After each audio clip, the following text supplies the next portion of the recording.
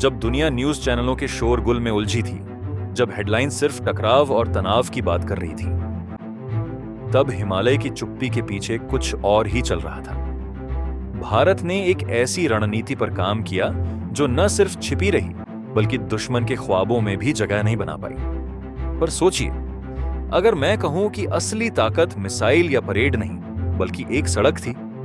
यह था इंफ्रास्ट्रक्चर, बिना आवाज के लेकिन पूरे आत्मविश्वास के साथ बनाई जा रही एक नई डिफेंस लाइन। और अब जब दुश्मन की आंखें खुली हैं, तो देर हो चुकी है।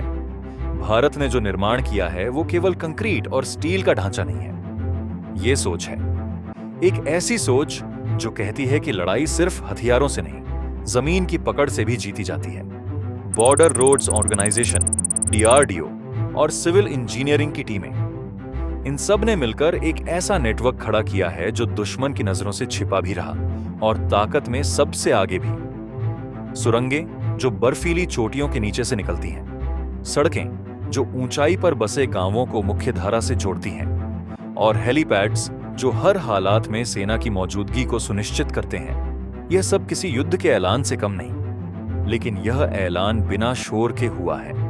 और अगर आपको लगता है यही सब कुछ है, तो जरा रुकिए।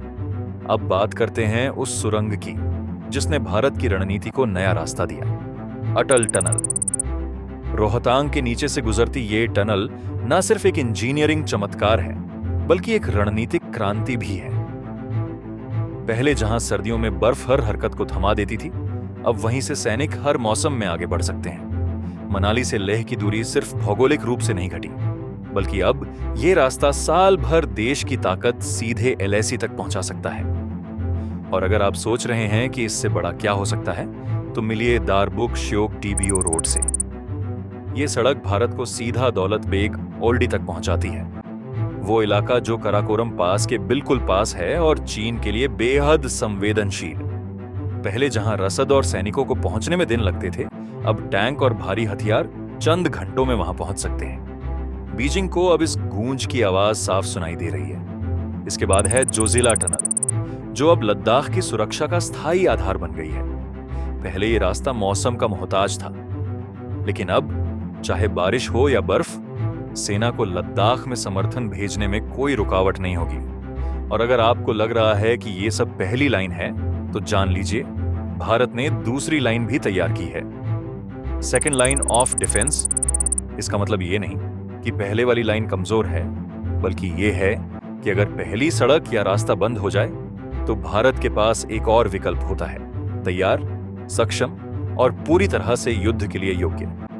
इन रास्तों पर सेना की तेज मूवमेंट के लिए ब्रिजिंग सिस्टम्स, फॉरवर्ड स्टोरेज और हेलीपैड्स तक बनाए जा रहे हैं। और अब सीमाएं सिर्फ जमीन पर नहीं होती, डेटा पर भी होती हैं। डिजिटल बॉर्डर की कल्पना अब हकीकत बन चुकी है। ऊंचाई वाले इलाकों में लगाए गए माइक्रोवेव टावर, रियल टाइम निगरानी प्रणाली और मोबाइल ब्रिज यूनिट्स अब हर स्थिति में सेना को मदद पहुंचा सकते हैं। यहां तक कि अगर सैटेलाइट सिस्टम भी फेल हो जाए, तब भी डेटा लिंक काम करता रहेगा। ये एक नया भारत है जो टेक्नोलॉजी और ताकत दोनों को साथ लेकर चलता है। याद रखिए, जब दुनिया शोर मचा रही थी, भारत चुपचाप कुछ बड़ा बना रहा था।